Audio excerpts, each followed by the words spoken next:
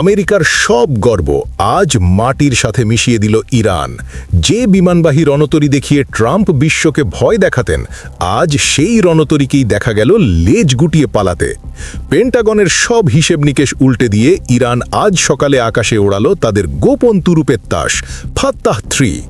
শব্দের চেয়ে 25 গুণ গতির এই দানবকে দেখে থরথরি কম্প শুরু হয়েছে মার্কিন নৌবহরে। মাঝ সমুদ্রে পথ হারিয়েছে আমেরিকা, নাকি এটি ইরানের ভয়ে চূড়ান্ত পলায়ন? মধ্যপ্রাচ্যের যুদ্ধের মোড় আজ পুরোপুরি ঘুরে গেছে।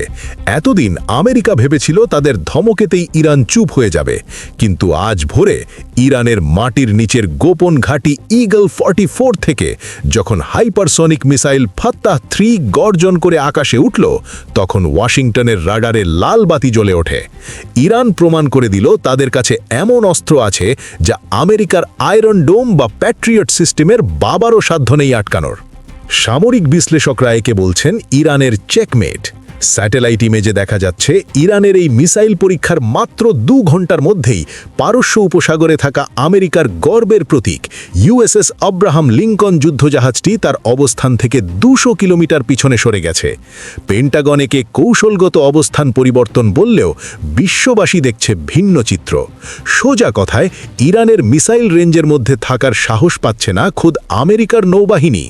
তবে আমেরিকার কফিনে শেষ পেরেকটি ঠুকেছে রাশিয়া। খবর পাওয়া গেছে ভ্লাদিমির পুতিন এবং ইরানের সুপ্রিম লিডারের এক জরুরি ফোন আলাপের পর মস্কো থেকে বিশেষ কার্গো বিমান তেহরানে অবতরণ করেছে। গুঞ্জন আছে এতে রয়েছে বিশ্বের সবচেয়ে শক্তিশালী ডিফেন্স সিস্টেম S-500। অর্থাৎ আমেরিকা যদি এখন ভুল করেও ইরানে হামলা করতে আসে, তবে রাশিয়ার এই ঢাল তা আকাশেই ভস্ম করে দেবে।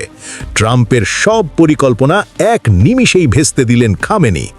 এখন দেখার বিষয়, পিছু হটে যাওয়া আমেরিকা কি নতুন করে কোনো ফন্দি আটবে, নাকি ইরানের এই নতুন শক্তির কাছে নতি স্বীকার করবে হোয়াইট হাউস? আপনার কি মনে হয়, মধ্যপ্রাচ্যে আমেরিকার দাদাগিরি কি তবে শেষ? কমেন্ট করে জানান।